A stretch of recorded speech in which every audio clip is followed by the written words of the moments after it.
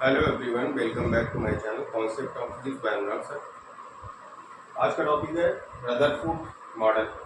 Rutherford model को explain करना है। इससे पहले हम लोगों ने फर्स्ट लेक्चर में पढ़ा था थॉमसन मॉडल और इसके बाद में ग्रीगर मार्स्टन का एक्सपेरिमेंट हमने पढ़ा था। तो ग्रीगर मार्स्टन का experiment based on Rutherford atomic model. ग्रीगर जो मार्स्टन थे वो रिसर्चर थे अंडर रदरफोर्ड। तो रदरफोर्ड के अंडर वो काम करते थे, तो इन्हीं के सुपरविजन में ग्रीगर मार्स्टन का एक्सपेरिमेंट किया गया था, जिसको हमने सेकंड लेक्चर में डिफाइन किया। और इस वीडियो के डिस्क्रिप्शन बॉक्स में आपको उस ग्रीगर मार्स्टन एक्सपेरिमेंट का डिस्क्रिप्शन मिल जाएगा और थॉमसन मॉडल का भी डिस्क्रिप्शन आपको इस वीडियो के डिस्क्रिप्शन बॉक्स में हम दे देंगे। तो आज हम बात करते हैं रदरफोर्ड एटॉमिक मॉडल पे। रदरफोर्ड एटॉमिक मॉडल में क्या, इसमें एक्सपेरिमेंट में क्या मिला और थॉमसन मॉडल से कितना डिफरेंस रहा, तो ये चीज़ें यहाँ पे हमें डिस्कस करना है। इसके बाद नेक्स्ट वीडियो में इसके ड्रॉबैक को हम एक्सप्लेन करेंगे। तो आज बात करते हैं रदरफोर्ड एटॉमिक मॉडल में। रदरफोर्ड एटॉमिक मॉडल में क्या था कि हमने लिया था जो ग्रीगर मार्स्टन एक्सपेरिमेंट में एक गोल्ड फाइल लिया था। गोल्ड फाइल पे हमने क्या किया था, अल्फा पार्टिकल की क्या की बमबारी की थी, मतलब अल्फा पार्टिकल की स्कैटरिंग की गई। तो अल्फा पार्टिकल की स्कैटरिंग के बाद में कुछ अल्फा पार्टिकल सीधे निकल गए। तो इससे पता चला कि नाभिक का अधिकांश भाग हमारा कैसा है, खाली। कुछ अल्फा पार्टिकल कुछ थोड़े से अल्प एंगल पे प्रकीर्णित हो गए, मतलब हल्का सा उनमें रिफ्लेक्शन हुआ, प्रकीर्णन हुआ और प्रकीर्णित होने के बाद में वो निकल गए, स्कैटर हो गए। इसके बाद में कुछ अल्फा कण वापस अपने पाथ पे चले गए। जो हल्के से डेविएट हो गए, उससे निष्कर्ष निकला कि जो परमाणु है उसके केंद्र में धनावेश है, क्योंकि अल्फा पार्टिकल पे कैसा होता है, धनावेश होता है। अल्फा पार्टिकल होता क्या है, हीलियम नाभिक, जिसको हम बोलते हैं 2He4। तो वो अल्फा पार्टिकल जब नाभिक के पास से गुजरा तो उसमें हल्का सा क्या हुआ, स्कैटर हो गया, हल्का सा डिफ्लेक्शन हुआ, क्योंकि ये क्या करेगा, रिपल्स करेगा। दोनों के पॉजिटिव चार्ज है, अल्फा पार्टिकल भी पॉजिटिव होता है चार्ज और इस पे भी पॉजिटिव चार्ज है, तो वो एक छोटे एंगल पे डिफ्लेक्ट हो गए। इससे पता चला केंद्र में एक शक्तिशाली पॉजिटिव चार्ज है जो बहुत ही सूक्ष्म स्थान पर संकेंद्रित है। इसके बाद क्या पता चला, जब हमने कम से कम 20,000 या अल्फा कण की स्कैटरिंग की, उसमें कोई एक अल्फा कण वापस आ गया, अपने पाथ पे जाने के बाद वो वापस बैक हो गया। तो इसका मतलब क्या है कि सेंटर में कोई भी पॉजिटिव चार्ज है और वो पॉजिटिव चार्ज बहुत ही स्ट्रांग है, जिसने क्या किया, अल्फा पार्टिकल को रिपल्स कर दिया, रिपल्सन हुआ, जिसके कारण अल्फा पार्टिकल वापस अपने पाथ पे फिर से वापस चला गया। तो ये 3 तरह के निष्कर्ष ग्रीगर मार्स्टन ने किए थे। इसके बाद रदरफोर्ड मॉडल आया और रदरफोर्ड मॉडल में बताया क्या गया, सबसे पहला पॉइंट इन्होंने ये बताया कि परमाणु का समस्त द्रव्यमान, नंबर फर्स्ट इसके प्रेक्षण क्या थे, उसमें पहला इसका रिजल्ट मिला, परमाणु का समस्त द्रव्यमान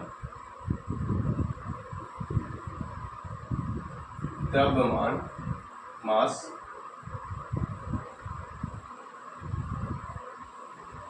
व आवेश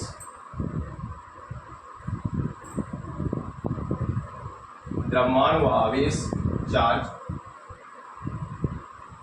मास और चार्ज एक अल्प स्थान पर केंद्रित रहता है, मतलब बहुत ही सूक्ष्म स्थान पर क्या रहता है, केंद्रित रहता है। एक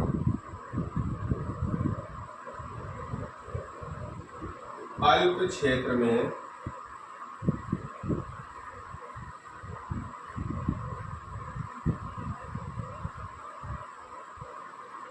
केंद्रित, मतलब सेंटर्ड, केंद्रित रहता है, एक अल्प क्षेत्र में केंद्रित रहता है।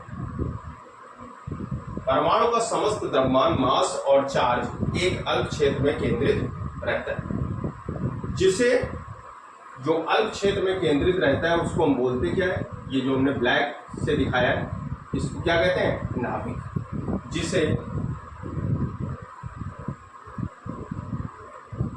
नाभिक कहते हैं, जिसे नाभिक कहते हैं। पहले एक्सपेरिमेंट का जो रिजल्ट दिया वो ये दिया कि नाभिक होता क्या है। तो उस नाभिक की एक डेफिनेशन भी आपके सामने है कि परमाणु का समस्त द्रव्यमान व आवेश एक अलग क्षेत्र में केंद्रित रहता है और वो अलग क्षेत्र क्या कहलाता है, नाभिक कहलाता है। अब दूसरी बात इसकी करते हैं। यहाँ तक तो आपको समझ में आ गया होगा, जब अल्फा पार्टिकल की स्कैटरिंग की गई थी तो अल्फा पार्टिकल की स्कैटरिंग की वजह से हमें पता चला कि किस साइज पे कितना इस नाभिक का साइज है, वो सब मेजरमेंट किया गया। अब यहाँ से जहाँ पे स्ट्रांग क्षेत्र जो होता है बहुत ही सूक्ष्म भाग में ये धनावेश संकेंद्रित है, मतलब केंद्रित रहता है, सेंटर्ड है, उस सूक्ष्म भाग को हम बोलते हैं नाभिक। अब नाभिक का आकार सेकेंड पॉइंट में लिख सकते हैं। जो ये पॉजिटिव चार्ज हमारा रहता है वो कैसा है, नाभिक हमारा कैसा है, धनावेशित है। नाभिक धनावेशित,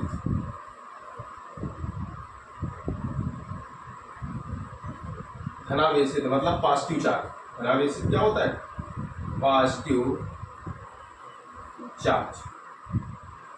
सेंटर में क्या है, पॉजिटिव चार्ज धनावेशित है, जिसका आकार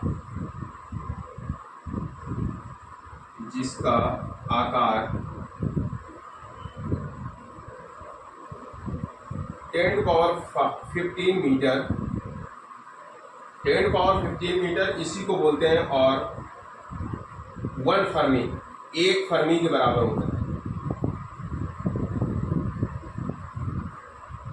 फर्मी, 1 फर्मी इक्वल, 1 फर्मी बोलते हैं, 1 फर्मी इक्वल टू 10⁻15 मीटर।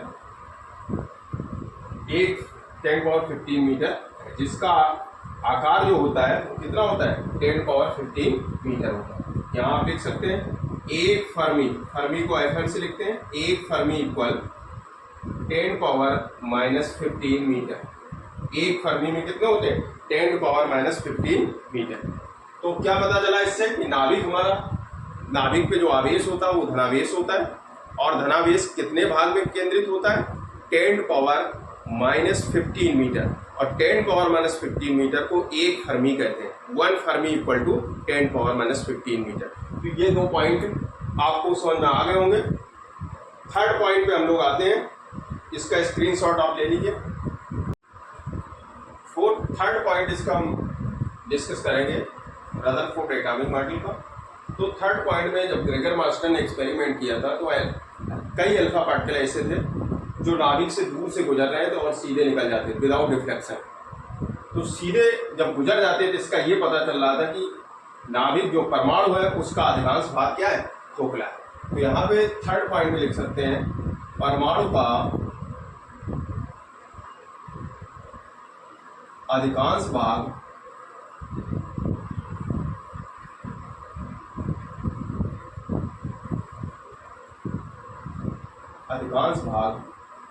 खोखला है या खाली है। अधिकांश भाग खोखला है, उसी को हम बोल सकते हैं खाली भी बोल सकते हैं। अधिकांश भाग खोखला है जिसके चारों ओर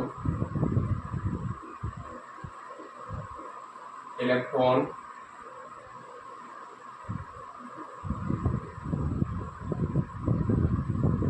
जिसके चारों ओर, जो ये नाभिक है इसके चारों ओर क्या होते हैं, यहाँ पे डिफरेंट कक्षाएं होती हैं। इन कक्षाओं में इलेक्ट्रॉन क्या करते हैं, चक्कर लगाते हैं अलग अलग कक्षाओं में। तो ये पूरा जो अरेंजमेंट बनता है इसको हम बोलते हैं नाभिक। इसके अलग अलग कक्षाओं में इलेक्ट्रॉन, जिसके चारों ओर इलेक्ट्रॉन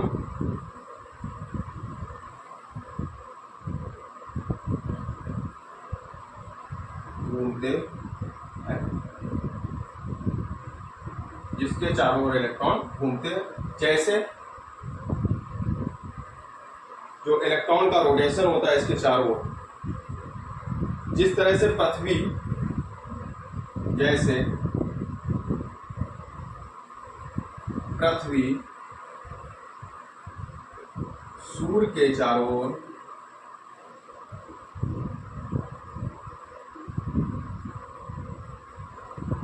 पृथ्वी सूर्य के चारों ओर चक्कर लगाती पृथ्वी सूर्य के चारों ओर चक्कर। ये इसको आप नोट कर लीजिएगा। यहाँ पे क्या दिया गया है कि जो नाभिक है, नाभिक के का अधिकांश भाग, तो ये नाभिक के चारों ओर का जो भाग है, मतलब परमाणु का और नाभिक के बीच का जो भाग होता है टोटल, तो ये हो गया परमाणु, उसके इलेक्ट्रॉन का अरेंजमेंट और नाभिक, ये अरेंजमेंट टोटल क्या कहलाता है? परमाणु। तो परमाणु का अधिकांश भाग क्या है? खोखला है, खाली होता है, क्योंकि अल्फा पार्टिकल सीधे निकल गए थे, और इलेक्ट्रॉन उसके चारों ओर क्या करता है? घूमता है। और वो घूमता किस तरीके से? जैसे पृथ्वी सूर्य के चारों ओर घूमती है। तो इस तरह से ये थर्ड पॉइंट बताया गया। रदरफोर्ड एटॉमिक मॉडल में इन्होंने डिफाइन किया। नाभिक का साइज इन्होंने कंफर्म किया, जो बिल्कुल करेक्ट है। अब इसके ड्रॉबैक्स जो रहे उनको हम नेक्स्ट वीडियो में डिस्कस करेंगे। और ड्रॉबैक्स मेन, इनके ड्रॉबैक क्या है इसमें? वो ड्रॉबैक ये है कि इन्होंने इलेक्ट्रॉन की स्टेबिलिटी, इलेक्ट्रॉन का क्या स्पिन होती है, इन सब चीज़ों को उन्होंने डिफाइन नहीं कर पाए। मतलब इलेक्ट्रॉन की क्या कक्षाएं होती हैं, किन कक्षाओं में कितने इलेक्ट्रॉन होते हैं, इन सब चीज़ों की जो डेफिनीशन थी और इसकी व्याख्या थी वो रदरफोर्ड मॉडल से नहीं हो पाई। इसके बाद आया बोहर एटॉमिक मॉडल। तो नेक्स्ट टाइम पे हम रदरफोर्ड मॉडल की ड्रॉबैक जो होते हैं उनको डिस्कस करेंगे। आई होप आपको वीडियो पसंद आया होगा। प्लीज़ चैनल को लाइक एंड सब्सक्राइब करें और बेल आइकन को प्रेस करके अपने वीडियो अपने दोस्तों के साथ शेयर जरूर करें। Thank you.